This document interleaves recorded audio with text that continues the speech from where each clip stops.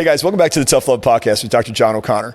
Today's guest, Christopher David, is a rising influencer as well as actor, book writer, dad, fitness trainer. This guy does it all. Anyway, Christopher, welcome to the show. What's up, man? What's up, bro? So today we're going to talk about Christopher's background and how we got there. And you know what we always talk about with regards to the Tough Love Podcast is dealing with adversity and getting there. Christopher, let's start a little bit and talk about the book. And I know we just talked about it offline, but bring to the audience what that was all about. So I was married. I was in an abusive marriage. Most guys don't talk about it. Being in a situation where they're the ones getting abused, it's something that is definitely looked down upon and frowned upon. Like, you figure guys like us, right? Like freaking, I started bouncing when I was 17. I started doing martial arts when I was 13. Started working out when I was 13. Throwing out guys out of bars twice my size. For me to go tell somebody that, a woman that's 5'4" is punching me in the face every day and doing some horrible things is demeaning. Either way you look at it, right? Because if I tell a guy, he's gonna tell me, "Oh, fucking just put her in place." If I tell a girl, then I'm a bitch, right? You kind of lose your man card in a way, So So I went through this really bad divorce. Where I lost everything, in my divorce. I lost my house, and I had 2 dogs that died in a matter of me losing my. In the time frame that I was losing my house, I had 2 dogs die that were both I raised from puppies. It was like you were living a country song. Yeah, no, absolutely, dude. No, absolutely, dude. Yeah. No, absolutely. Like Morgan Wallen was. Dude, I literally, she left me. I worked for her dad. Her dad laid me off. I go home realizing that, and then I see that none of my bills have been paid. Like I let her handle all my bills. So none of the bills have been paid. Rent hasn't been paid in 3 months. Electric hasn't been paid in 3 months. Phone bill hasn't been paid in 3 months. And I'm like, wow, man, like, what am I going to do? I was 41 years old, 40 years old. And I'm like, oh my God, like my whole life is over. And I was in a really dark spot, man. And I turned to drugs and alcohol. Tried to suppress the pain. At the same time, I was having suicidal thoughts. There was a moment where I had it planned. I thought maybe.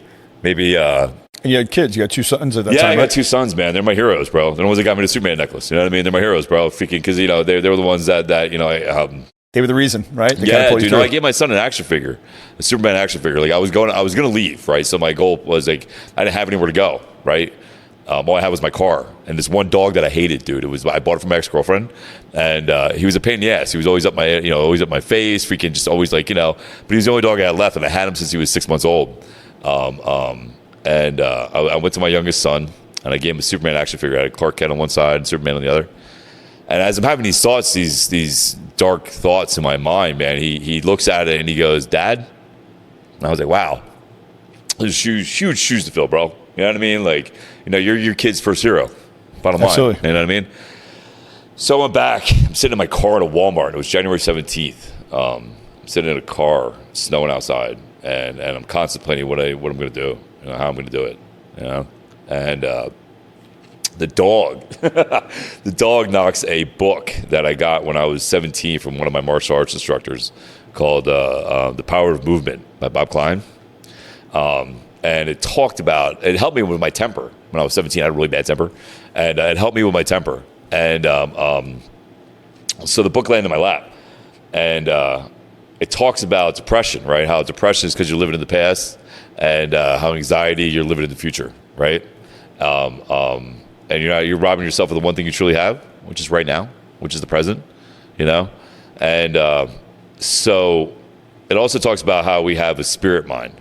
How we have this. We were talking about off the show. Yeah, about the how subconscious, right? Yeah, the subconscious, right? Like we have 2 voices in our head usually, right? We usually have our ego mind, which is the one we listen to on a daily basis. It's the one that tells us to buy things. It's the one that tells us to do more reps and stay in this conformed box.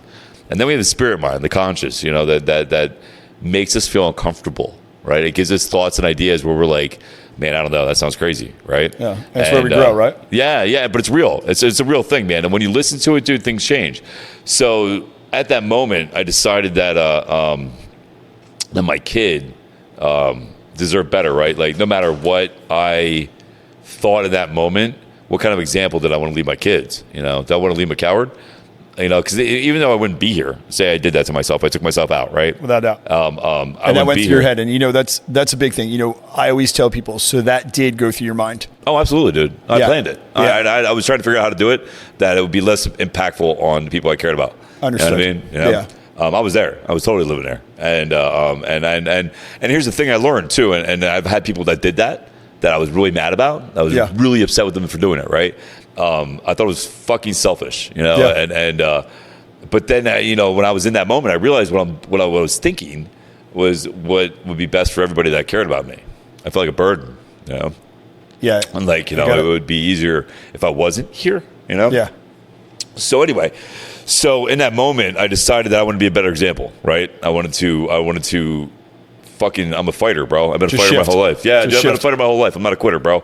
So I decided at that moment that if I'm going to do this, if I'm going to change, I had to kill the old Chris. Hence why I call myself Christopher now. He's dead. Chris is dead, right? I killed him, bro, because he's the one that got me there. He's the one that made the choices that he did to. Listen, my ex-wife had all the red flags on her, bro. Like, literally, it was a walking huge. Well, you told me she actually came out of rehab. Yeah, right? yeah. So that might have been a. But I didn't know that. If I was your big brother, I probably would have warned you then. I'm like, look, bro, she's hot and has money. Meeting her at a bar, man, was probably my first thing. You know what I mean? But yeah, she had multiple red flags. And so did I. Like, we were both. When you're sick, you attract sick. Yeah, exactly. You know what I mean? We were both fucking. It was an explosion. Yeah, it wasn't just her. It was both of us. You know what I mean?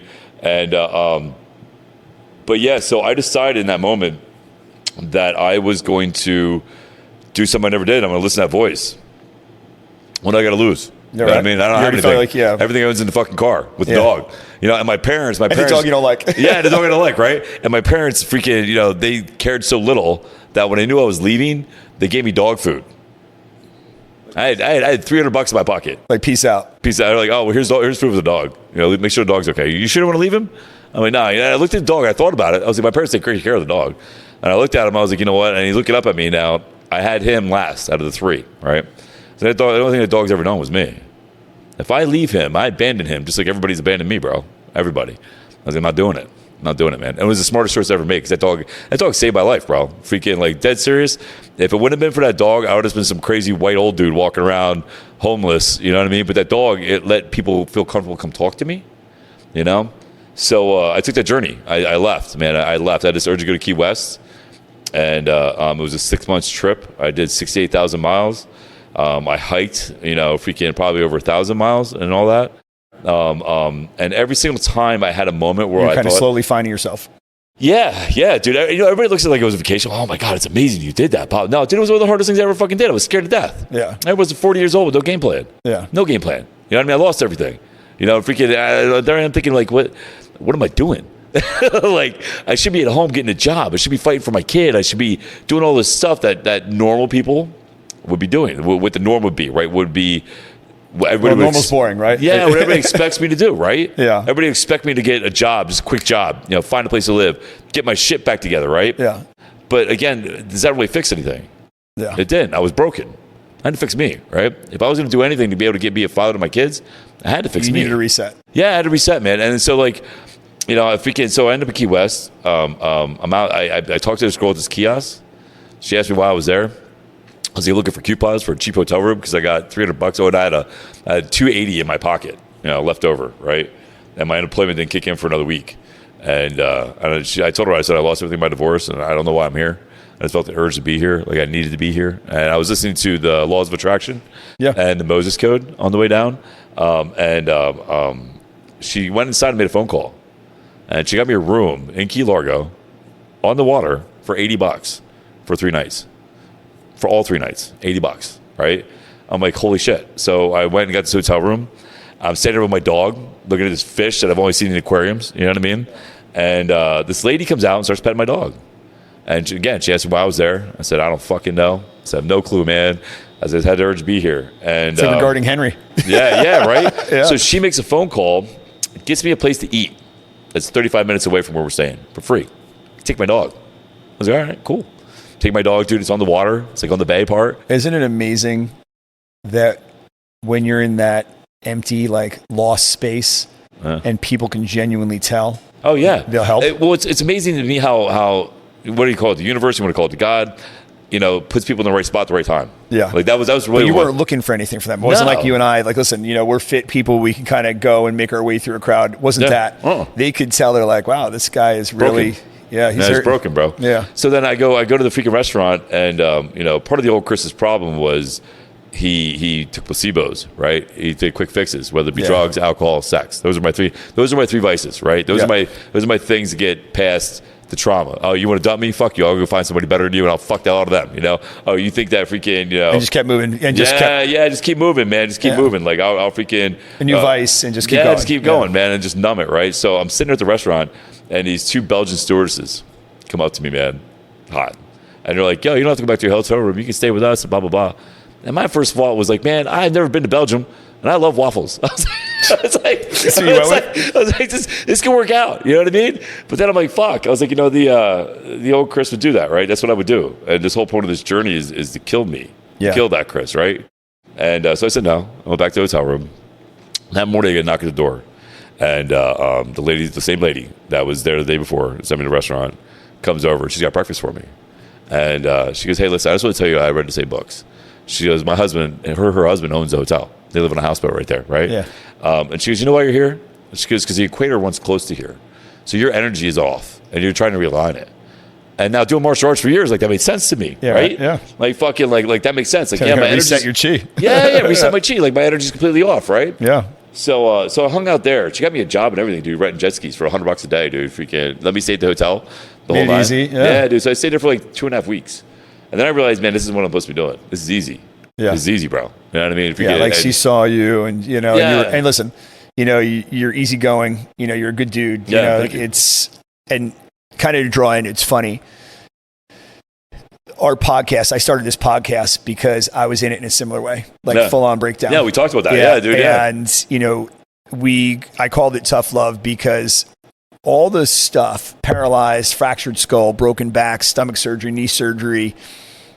They didn't even scratch the surface. As athletes, and you got hurt, you just like if we were brothers, I'd be like, I'm good. Yeah. You're like, good, bro. Good, But when I went through the chaos and the dismay and then the affair and everything that I went through, I was broken. Yeah. And when I walked in here that day, being emotionally broken is a lot harder than being physically broken. Unbelievable. I would rather break every bone in my body than have my heart broken. And it was crazy because the thing about it is, much like yourself, I hurt everybody. Yeah. And when you're a person that's treated at that point, probably 18,000, 20,000 patients, if you walk through here like, man, he knows everybody as Dr. O'Connor, like you couldn't make it up the level of just a fuck up that I felt. Yeah. And, so I kind of buried myself in fitness, and this fitness competition I'm doing in 4 weeks, that's been alcohol-free, discipline, because the fact that you said it, and I'm laughing right now, and Andy, what's up, big dog? I hired Andy Elliott as a business coach. Yeah. Oh, yeah? And nice. The amazing thing is his book is Total Recreation. Really? Kill the old you. Kill the old you. Yeah, absolutely, dude. And that's what it is. Kill the old you, man. You can't sit there and expect a different outcome when you don't change, right? Yeah, it's the definition of insanity, right? It's the definition of insanity. Yeah, absolutely. Right? And that was something that I thought was great. And I know we talked about it, and I was excited to have this podcast today because I think the one thing is, and I think you experienced it right there, and I said it earlier, when you get someplace comfortable, it doesn't mean it's the right place. Yeah. It's the easy place. It's the easy place. And you stop growing. So that's why I use fitness as an example, right? So because the whole reason working out works, the reason we're able to mold our bodies is because we're causing stress. We're put in an uncomfortable position to make it adapt, right? Yeah, 100%. So it's really the epitome of the journey, right? I had no game plan. I made, if I want to make a right, I made a right. If I made a left, I made a left. Just going. Just going, dude. I literally had no game plan where I was going to end up at. You're like Christopher in The Wizard of Oz. Yeah, right, dude. Road. Right, so, and then every single time. Where did you go from Florida? So I went from Florida. I went to Louisiana. I was in Louisiana. I was in New Orleans for a day. Yeah, I was just say that could have went sideways quick. You knew better to get out of there. So I was not a good place to stay sober. So I left there. I ended up in Alabama. Stayed at this campsite that wasn't open yet. These two lesbians let me stay there for free. Freaking, I helped them clean up the park that next day, because that was the other thing I was going to do on this trip too, right? Is I was going to pay it forward. If I saw somebody who needed help, no matter what it was, You were jumping in. I was jumping in and helping, right? And everybody's like, oh, man, that's a very unselfish thing for you to do. But I'm going to be honest with you. You needed it. It's the most selfish thing you possibly do is helping somebody else. It really 100%. is. Because it's not about them giving you any kind of gratitude. It's you feel better about yourself. Like you actually did something to make a difference, right? So I helped them that day. And then I ended up in Colorado. I ended up in Colorado Springs. Amazing spot. I love Colorado. Dude, so picture this. The people are so different there. Oh, my God. So I go from Key West, New Orleans, Alabama in 3 days in Colorado, right? I see this huge hill, Manitou. I open the window. I see this trail. I look at my dog. I'm like, oh, that's what we're doing. We're going up this fucking mountain. That's the fuck we're doing today. Yeah. Didn't think about the altitude at all. Yeah, I was going to say, how'd that go? Dude, everything was on fire. My lungs were on fire. My legs were on fire. It took me 2 hours to do this trail up in Manitou, right? Yeah. This Chinese girl passed me 3 fucking times. Literally ran by me. You're like, oh my God. Dude, I looked at her, I'm like, are you done? I'm like, because you're killing me right now. She's like, oh, no, you're doing a great job. I was like, no, I'm not. But I got to the top. And I at that moment, I was like, you know what? No matter what I do on this trip, I'm coming back here, and I'm destroying this fucking trail. Like, I'm destroying it. I'm going to use it as a metaphor for my life, as me conquering that fucking mountain. You know what Sometimes I mean? you got to go back to something that wasn't your weak, make your weakness your strength. Yeah, dude. Yeah. So I decided from there on out that everywhere I went, I was running. Every time I got into a new state, I was running 5 miles, running, I ended up in Colorado. I ended up in Arizona, Sedona, Arizona. This is 2.5 months into my trip. And my ex-wife is messaging me, telling me I'm a coward. My family's not talking to me. Freaking, I have people that are on Facebook that are talking shit to me. Saying, "Oh, freaking Chris is a coward. He's freaking run away from his problem." You know what I mean?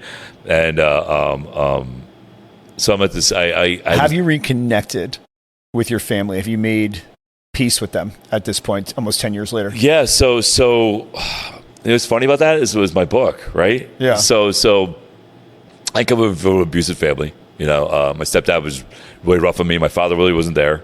My mom worked all the time. I was sexually molested by a family member when I was younger.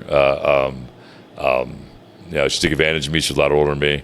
Freaking, and then all this stuff. And my family was never there to have my back on any of it. None of it, dude. In fact, they helped try to destroy my marriage. So it was a lot. It was a lot. It was coming dude. from every direction. It was coming from every direction. That's why I felt like I didn't matter. Like I felt like what the hell am I doing? Who's missing you anyway? Yeah. Yeah. Who's missing me anyway, right? But I'm in Sedona, and I'm doing sword katas right on top of this mountain. I'm doing these sword katas, right? I'm flipping this sword up in the air, and I drop it, and it goes down the side of this cliff. And I look over, and there's a Buddhist temple with a bunch of shirker prayer flags hanging from it in the middle of the fucking desert. I'm like, what the fuck is that? I'm like, are you kidding me right now? Like, do you think you got into like a mushroom patch or something? Right, like, is this really? I'm like, what the hell is that really there? So yeah, dude, it was out of nowhere, right? Like you didn't get one of the monks. So I go down there. I'm like, maybe this is why I'm here, right? I'm listening to inner spirit. It brought me here, right? Yeah. So again, this is 2.5 months into my trip. I go down there. I burn some incense, walk around, spin the wheels, do the whole prayer thing, I come back around, and there's this lady sitting there, dude, looking all majestic, like back straight, looking like something you would see in a movie, wearing a whole garb thing and a whole nine.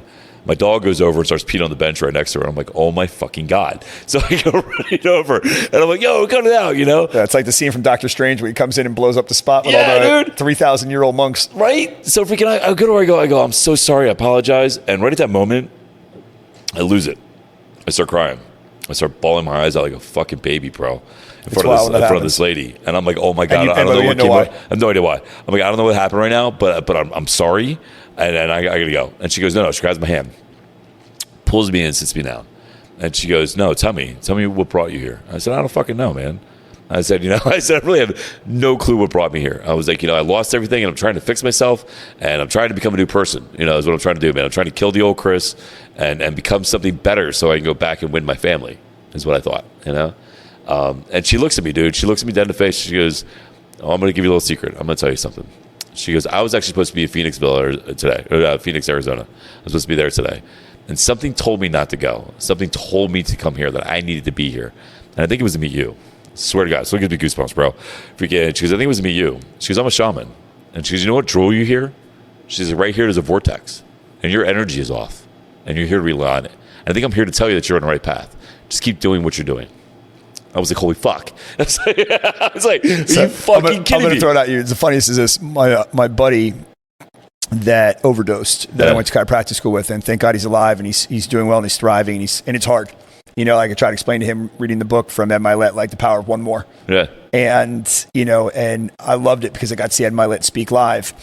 And he was talking about his father. And he said, listen, Ed, I can't promise you that I'll be sober, but I'll be sober today. And, and I'll, one more day. Right. Yeah, and that's, I think their thing is just one more day today. One more day. Right? Yeah. One more day today. Right. And, I'm always on his ass. And the funny thing you said, Vortex, when he was really lost right before he overdosed himself, he must have ran into some really spiritual people out there because Arizona is that way, right? And so he would be going on these rants at 4:00 in the morning, blowing us up, which is 7. So I'm already up for 2-3 hours, but I'm working out. He's up from the night before, and he's preaching about the vortex. I'm like, brother. And he's like my baby brother. He's like maybe a year younger than you. And I'm like, you're lost in the vortex. Yeah. You don't know what state you're in right now. Yeah. Meaning confusion, you're lost. There's so many drugs coming in you. And as much as I love you, I can't help you. You're beyond my reach. I can't crawl into your soul and pull that out. You're going to want it. And he killed himself. And he came back and he's back. But literally he was out. Wow. And they were like, we don't know. They had to hit him with so many drugs to bring him back. Like one of those scary things that I always said, I'm like, he's like a cockroach. Like he's so hard to kill. Right? I'm like, you did so many drugs. You're resistant to somebody like that, they're here for a reason, right? They just don't realize it yet. You know and now, it's funny that I said to him the other day, he had a momentary lapse. And I said to him, I was like, I didn't share with you during your overdose everything that was going on in my life and the chaos. And again, I hurt so many people that I cared about, people that I love, friendships that I ruined and everything. And I said, you know what? I don't care what you call it. The reality is that both of us are basically in the 5th inning of a 9-inning game, right? Yeah. I said, I'm down a run or two, but I'll tell you what, when it's all said and done, I'm leaving with the championship ball. Yeah. I'm taking it. Yeah. And there is nothing that's going to stop me. And I hope that I can make it right for everybody that was in the wake of the storm that I left behind me. And I said, and he's like, but, and the one moment, I'll give you an idea where I said he didn't do the journey you were on. The one day I shared with him, and I put them in timeout for like 6 months. I said, man, I'm hurting. And same thing in this. I mean, I don't know how many times I bailed him out from being fucked up, pulling him out of a bar from our Atlanta grad school days, this and that, and wasn't there for me.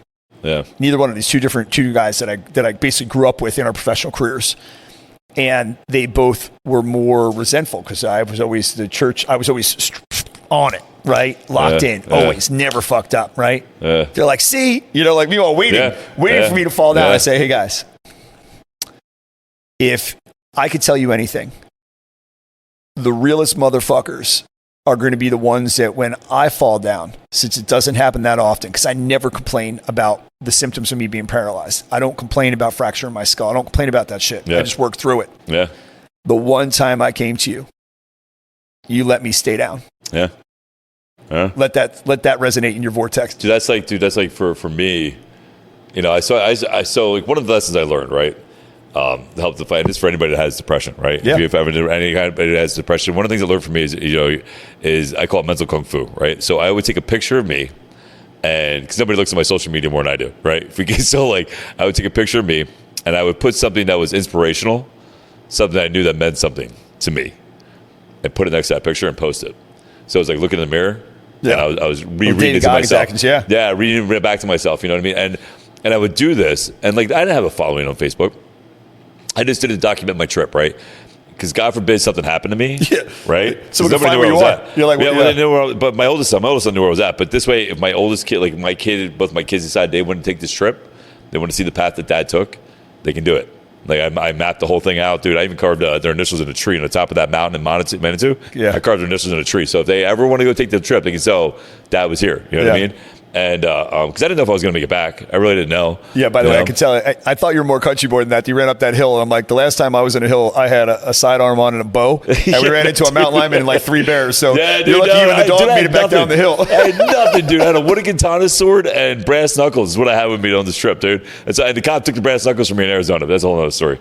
But you go back to the book. So I hiked up California, and I ended up in Oregon. My phone went dead. So I went to Best Buy to find out what was going on with my phone. And again, this is 2.5 months after I met this woman in Arizona. Yeah. And this blonde-haired, blue-eyed, vegan-looking kid who looked like he never did nothing wrong in his life, bro. Didn't look like he's seen a bad day ever, you know? Because up to me at Best Buy, and he goes, "Sir," he goes, "this is sounding really weird, man." He's like, and again, this is one of those points where I was feeling my lowest, questioning everything I was doing. Yeah. The fuck am I doing, you know? And this kid comes up to me and goes, "This is sounding really weird, man, but God told me to pray with you. Told me that your energy is off, but you're on the right path." So I had 3 people on this trip that told me the same fucking thing, bro. Same thing. And the best is in those moments, it's Yeah. funny because I have a guy that stays on me every day Yeah. because he knew how depressed I was when I got hurt and I was depressed and had it. I mean, I scared the shit out of my parents when my dad called and said, "Are you all right?" Yeah. You know, and It's awesome your parents did that, by the way. What's that? It's awesome your parents did that, by the way. Yeah, a little bit different. Mine would have gave me dog food. But, you know, it's funny. I always tell people a story. I was in Atlanta and I called my dad in the middle of the night and I had to do a cash drop. And literally, so he's like, "What the hell are you calling for?" And, you know, it was crazy. Like I got chased out of a spot. Like, and again, had to been a setup. And he was like, "Listen, get your ass to the car, get out of there." Basically, like, keep your head down, don't look back, do not turn around. That was probably 220, 230 pounds. I'm like thinking, I'm going to turn around and fight, realize it was like 8 dudes chasing me across the parking lot. And I had a couple hundred yards on them, so I could still move at that point in my life. And I was gone, but I'm like, I look back, and my parents have always been there. And probably since June of last year, my parents' health has been failing. You know, my mom's battling breast cancer. My dad's in advanced stage, like emphysema. And watching them, that they've always kind of held my hand through my lowest points. Like, you know, like you can't make it up. Like I was paralyzed as a teenager and I'd go to put a glass down and I'd miss the damn, you know, the counter. Yeah. And my mom, like, you know, and I go to cry because, you know, I was like, you know, get upset because I was like, damn. And my mom would be like, somebody, you know, she'd be on her knees and you know what I mean? And like I had double vision or I had no depth perception and she would just kiss me on the head. She's like, "Hey, I'll be gone tomorrow. I'll be gone tomorrow." Yeah. And now I look at them and like I text them with that same kind of strength because I'm like, "Hey, you know, when I was sick, you guys never gave me a day off. It was always like, hey, keep eating, keep moving. It'll be gone tomorrow." And, you know, so I've been blessed that way with my parents. They're hard people. You know what I mean? Like, well, go back to your question. Yeah. Right? We talking about how have I reconnected with my family. So I wrote the book. Yep. I didn't tell anybody. I didn't tell anybody, dude. Because Me and your family. No, I didn't tell anybody, dude. So I literally wrote the book, and because I felt like I be honest, dude, it took me 6 years to write the book, and I was like, who the fuck wants to read this? It sounds like a goddamn car crash, bro. Like freaking, like this is far from a Disney movie, right? Yeah. And I'm like, who wants to read this depressing shit? And then I finished it and I put it out, and I really didn't expect it to go anywhere. So the reason I named the title, it was never just about me, the journey to save my life, because when I got done doing the trip, I realized that my story is everybody's story. Yeah. Everybody's story, dude. Everybody has that same struggle. Everybody has the same awakening path they have to go on.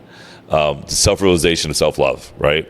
Everybody has to do it. It doesn't matter what age, doesn't matter what color, doesn't matter what nationality. At some point, at some point in your life, you have to go through it, right? It's like no different than crawling, walking, and then running, right? Agreed. So I thought I'd write the book, and a person that would read it, and they'd be the ones to change the world. They would get inspired, and you know what I mean. So that's why I titled it. It was never just about me. So I wrote the book. My mom got the book. I didn't know she got the book. Now let's keep in mind, I didn't speak highly about anybody in my family, right? In the book. In the book. So I was honest, right? You just straight up, like, you weren't embellishing it. No. You were just straight up telling facts. Telling facts, right? I was just being honest. I didn't talk highly about my mom. I didn't talk highly about my dad, my stepdad. Yeah, you my sister. I put it out for what it is. It's what my perception of my reality was. Well, you saw it. And the cleansing trip you went on. So you had a lot of time to reflect on it. So I get a phone call from my stepbrother, who is exactly like my stepdad. Like, they're two peas in a pot. They can build everything, dude. Savants, geniuses. You want a house built, they'll build the house. You want a car built, they'll build the car. You want a whole barn built, dude, they'll build the whole barn. Like they'll put the electric in, everything. Like they're just can do it. They can do it, right? They can do it. And my stepbrother, he's smart, millionaire, genius. I'm a fuck up. You know what I mean? Like I fucked up a lot in my life, dude. Freaking, it's only been the last like 8 years that things starting to pick up, starting to change for me, right?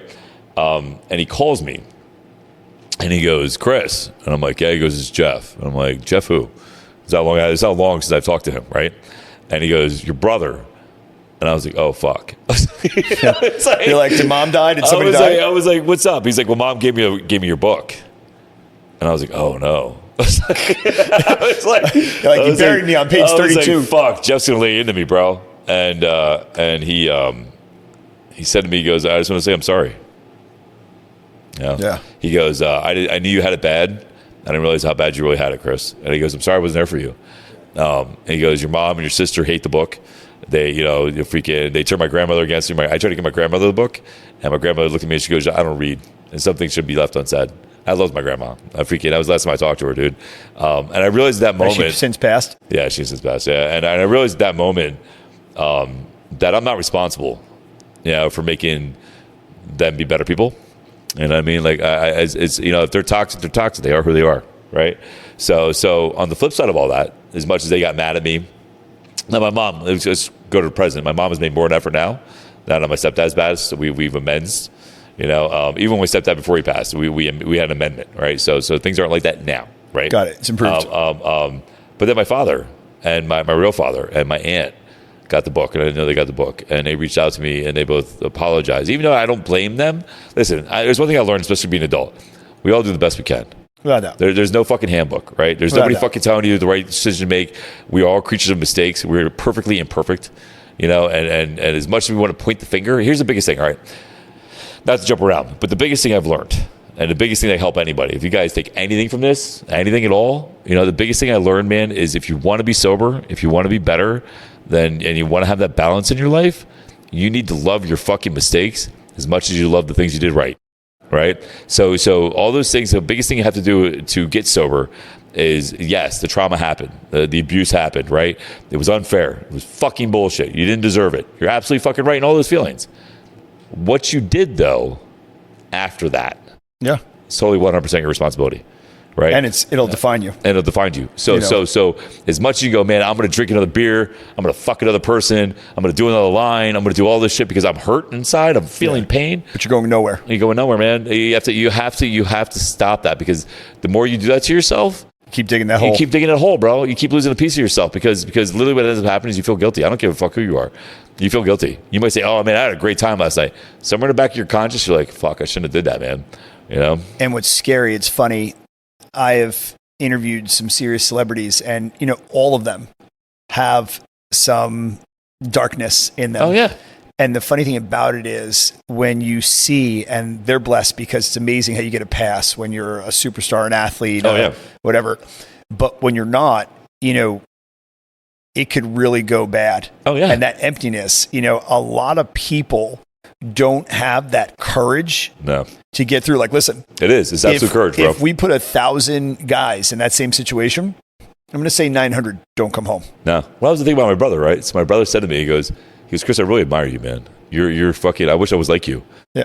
Meaning dead. I was like, what do you mean you wish you were like me? Dude, you have 2 properties worth over $3 million a piece. Yeah. You are set for the rest of your life. Yeah, dude, he has every muscle car you could possibly imagine, bro. Like freaking, I'm going back to 1800 cars. You know what I mean? He's just got everything. Just his thing. And he's like, man, I wish I was like you, dude. It took so much courage to do what you do, and I don't have the balls to do what you did, bro.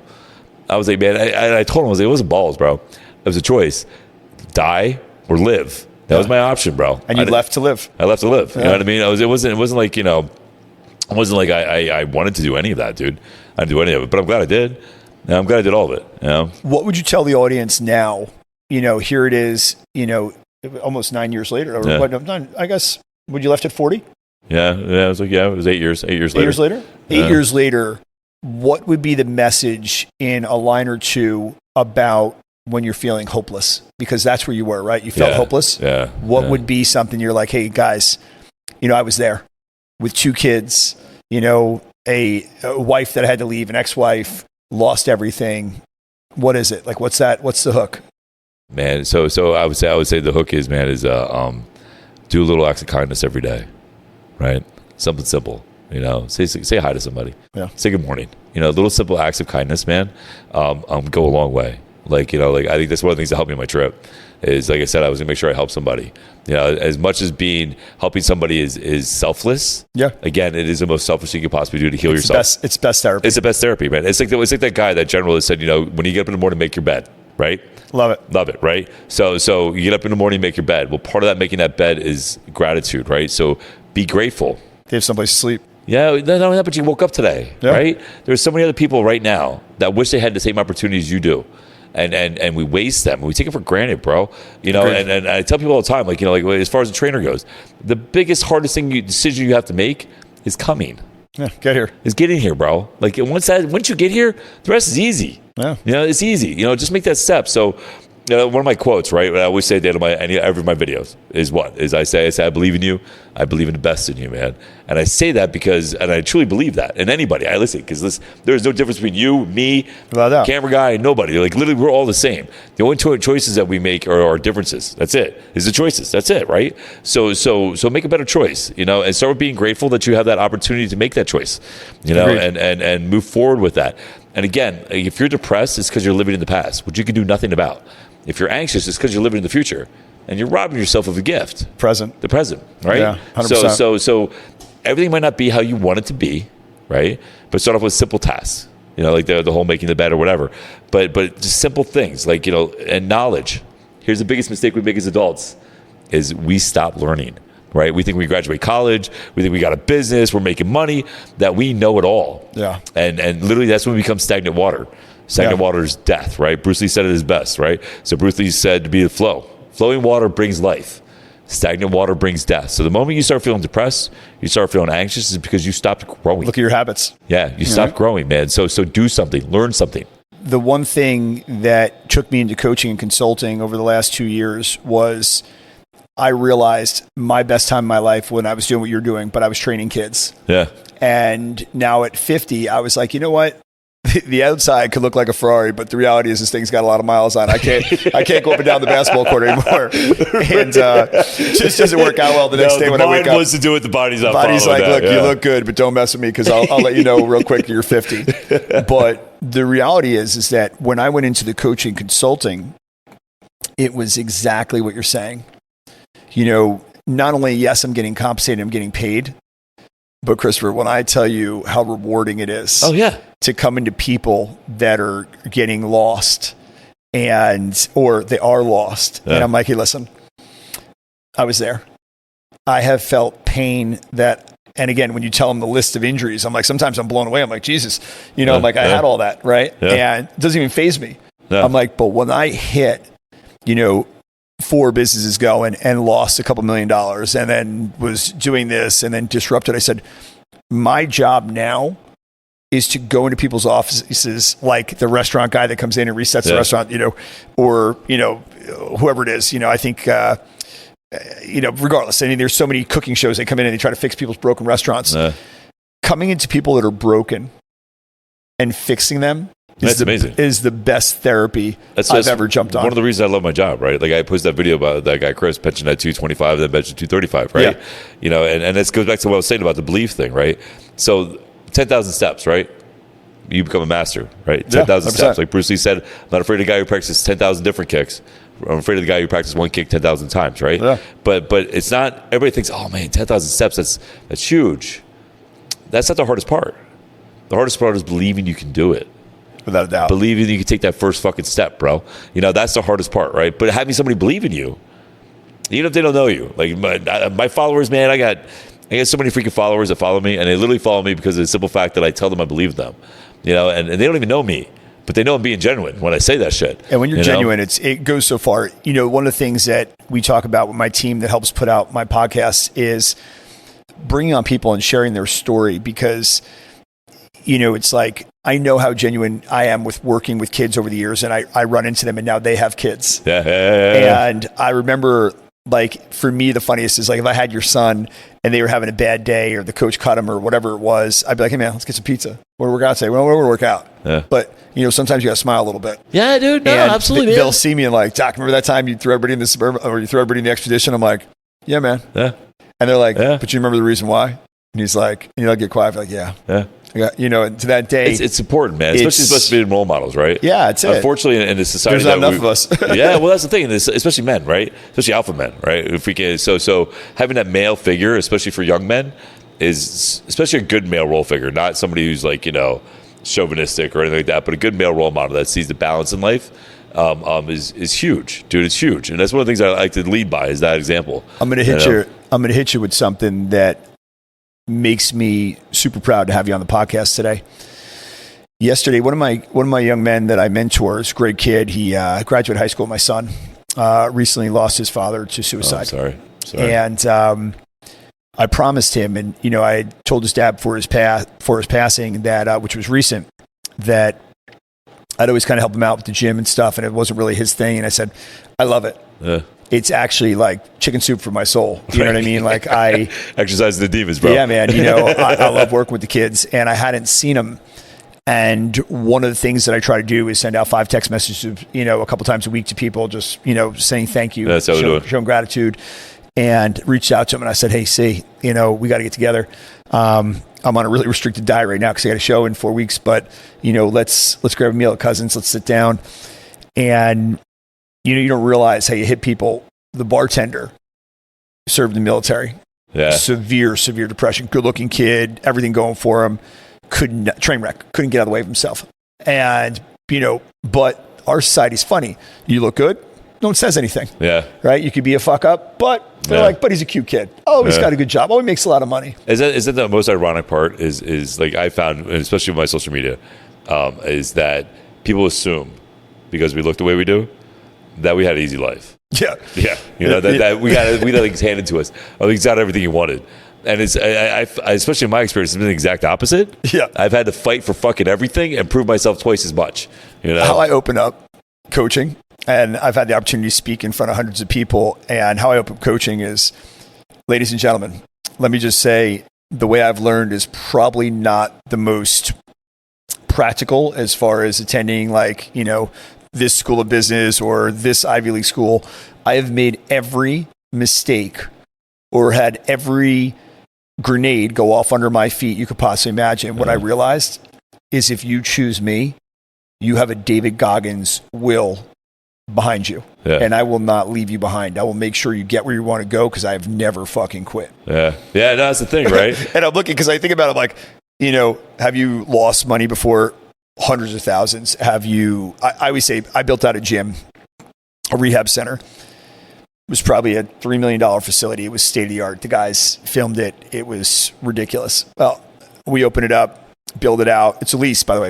I did everything wrong. Yeah. You don't build out someone else's property. This thing, you your own. Yeah, dude. I could have built it out twice for what I did this, right? So I built this lease. It's stunning.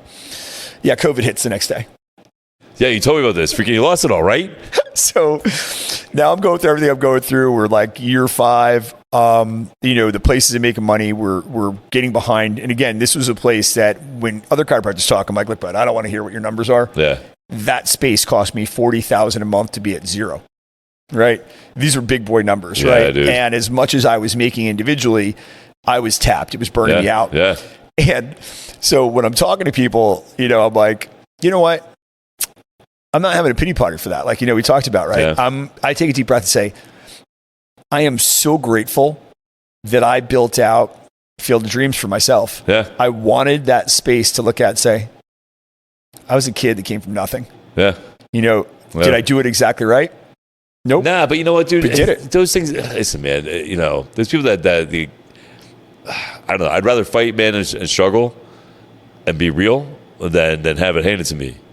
You know what I mean? I want to say it's mine. They always say, just like the people that win the lottery, right? If 100 guys win the lottery, they say, what is it, like 2 years later, 99 of them are broke again. Yeah. Right? Because they have no value. They have no value in it, dude. It's the same as if you get handed stuff here, if you can get free housing or free whatever, people don't usually get that. You don't appreciate it, right? If you can, so when somebody actually works for a house, bust her ass, you can take out a loan out, and fucking do all that stuff, and you know, what I mean, Yeah. you appreciate that house. You're sitting there wiping stuff. Yeah, wait, but yeah, dude, you know what I mean? You're checking the doorknob and shit, you know. Yeah, you're making yeah, sure. dude, forget so like, you know, I think work ethic is good, man, and builds character, dude. That's like, you know, like I always tell people, I made a video the other day saying about the lines in my face. I was like, you know, I appreciate my lines. I earned every single fucking one of them, bro. You know, every single fucking one of them, and nobody can take that from me. You know what I mean? Like you I know, have to say, me dropping for this thing, I chuckled. I'm getting so thin, getting ready for this fitness competition. I looked the other day, I go, I kind of like being 230, Chris. I'm not going to lie, brother. Who doesn't like being 230? You know what I mean? Get to eat I was whatever like you looking want. at it, I go, I'm starting to wrinkle up like a prune. So I'm lean, but boy, I think at our age, I think I need to be a little less lines. Yeah, right, dude. I know, man. I know. Somebody thought I was 72 the other day. I mean, I'm fucking 48, bro. The thing that I would tell you about today's podcast that I think is really going to resonate as this one hits, and the great thing about podcasts, they last forever. Yeah, dude. Yeah, absolutely. And Man. they're out there. Dude, listen, I'm honored you had me on. That's fucking cool shit, dude. Thank you. It was very cool. And what this reminded me of is both of us are really kind of in launching grounds. Like, Yeah. I promised myself and I wrote it down. And like when I do that and I go to that vision board, like The Secret, Yeah. I'm like 9 for 9, 10 for 10 on that. Nice, bro. And I said, by the end of the year, in my space, I will be number one in coaching and physical medicine. And There you go. I'm there. And, Nice, you bro. know, and more importantly, that I hired coaches and I'm investing where I'm putting huge money into it because Yeah. I realized everybody needs to sometimes lock hands with people. Oh, fuck yeah. Well, listen, And- here's the biggest thing, man. You Yeah. want to feel alone, right? Like, yeah, you're not and if you alone. want to go, Yeah. you know, it's funny. Like I realize it more as I'm getting older. If you're in a room with 5 losers, you're the 6th loser. Oh, yeah. And if you're in the room with 6 winners, you're the 7. You can Well, be that's the the 7th same, one. right? So if you're hanging out with 5 millionaires, you're going to be a 6-1, right? Yeah. And That's one of the things I learned about being here. If you're going to be in here at this gym, Yeah. you know, and me in the same path, dude. The same thing you're saying. I told myself 5 years ago when I started this journey, right? So you know, the book's been out for 2 years now. That I'm going to do the best I could possibly do to be that superhero that my kid thinks I am, right? So, Yeah. so in my mind, I'm thinking, you know, Superman, you know, dodges bullets, he flies, right? I can't do either one of those things. I can't block bullets, I can't fly. But what does Superman do better than everybody else? He inspires. He does what's right, even though it's hard, right? Yeah. And I made a choice. I was like, I can fucking do that, man. I can do that, right? So I told myself I'm going to walk the red carpet. I did that. I told myself that I was going to make sure my book was #1. Did that. Freaking, I'm going to make sure this podcast that I'm doing too is going to fucking sky launch now, take Yeah. off. You know, so it's not so much about luck, man. It's about work, about manifesting. That thing, manifesting, fucking, it's a true thing, bro. Listen. It's a real thing, bro. I literally, when I tell you I'm going to fucking do something, it's going to go. I'm going to fucking do it. And that, You know? again, going back to The Secret or, you know, the 4, it was funny. I was listening to Andy talk the other day on a coaching call, and he said there was a great book, and he was talking about somebody that's already a gazillionaire. And so meanwhile, the coach he was talking about was Tony Robbins. Oh, yeah? So you're talking about somebody paid him hundreds of thousands of dollars, but it was a person worth hundreds of millions, right? Yeah. And came to be, it was McGregor. Was it really? Right. And he was struggling because probably you had the pull of being a celebrity and then training to be a fighter. And then you don't know what you want to be anymore. You lose your identity. Being the mauler, being the brawler. Well, Right. the ego takes charge, bro. You're So- lost in the hype. The book, and again, I'm gonna screw it up, but it was basically like the king, the Joker, the lover, and one other. Yeah. But the problem was when you lose it, you realize you become one. Yeah. But those that are great encompass all of them. Yeah, but dude, it's funny you say that. So I trained this guy, Dr. Rich Medeiros. Shout out Dr. Rich. And I was telling him that my whole life, my whole workout, my whole martial arts has been driven by competition, by fuel for the fire. Like I either want to be better than some guy or some girl dumped me and I'm going to be fucking better. Ego, right? So I've always been driven by this fire, this internal flame that I push myself. Like you see me, dude. I work out 3 hours a day, almost every day, right? And you know, for me, a month ago, things changed in my life a little bit, and I found myself in this place of peace, first time in my life, where I was like, man, I'm not trying to compete with anybody, not good. angry with anybody. I don't want to work out. Right? It was weird. I was like, I don't want to work out. I was like, I'm not feeling it, man. Freaking, and I sat on it. Like I sat on it. I was like, I'm just gonna ride this out because since May of last year, I'm working out 3 hours a day, 6 days a week. Just get after it. You know what I mean? So I'm like, you know what? I just don't have that drive. I don't have that fire in my chest, dude. You know. And then I was talking to Dr. Rich about it, and it goes back to what you were saying here about finding that balance, being all three. He goes, Chris, what you need to do is find that beast that's inside you and calmly bring him out when you need him to be. And the first thing that came to my mind was the Avengers movie with the Incredible Hulk. I'm always angry. I'm always angry, right? I'm always angry, Yeah. right? And I was like, wow. I was like, you know what? He's right. Like, I've mastered self-love, right? I've mastered that. There's nothing that anybody can say to me that's going to make me question who the fuck I am. I know exactly who the fuck I am every day. I'm a great father. I'm a role model. I help people out on a regular basis, bro. I am no different than you or anybody else. I'm not better than anybody except my version of my past self. Fuck that Chris guy. He's dead. Right? 100%. Yeah. So if we can, so knowing that, what else do I need to change? Well, I need to master that emotion, that emotional battle, right? So not be so quick to react as to control the reaction of itself, right? That's a whole other part of it, right? So if we can, so it's funny you say that because it is. Once you encompass all of that, the different versions of yourself, because we all listen. There's two sides to every coin, bro. As nice as I am, man, on the other side of that coin, shift, yeah, absolutely. Yeah, dude, I'll turn you into food and eat you if I have to. You know what I mean? Like there's two sides to those coins, right? So finding that balance within yourself is an amazing thing, man. And that's I think we get so caught up in superficial shit, like owning stuff, buying stuff, and that we forget that a lot of our answers that we have questions to are inside already. We just refuse to listen. Yeah, without a doubt. I mean? And we said it. Hey, we're gonna open. We opened with it. We're gonna close with it. Yeah. Is that inner voice is usually the right one. It's the right one, bro. It's just having the bravery and the courage to actually listen. To actually listen, dude. So listen, brother. Thank you so much. Thank you, man. I appreciate it, dude. That was fun, bro. It was a great time, guys. You know what? Today was, Christopher was amazing on this. We're talking about total recreation. Yeah. We're talking about the journey he went on and the journey that he's on. And I'm so excited to see where you go, brother. I wish you all the best and all the luck. Appreciate you. This podcast today is going to be a banger. So I'm so thankful for everybody that, jumped on. Is going to listen. Please share it. Continue to watch us grow. And we'll see you again soon. Take care. Woo! Right on, bro. It was awesome.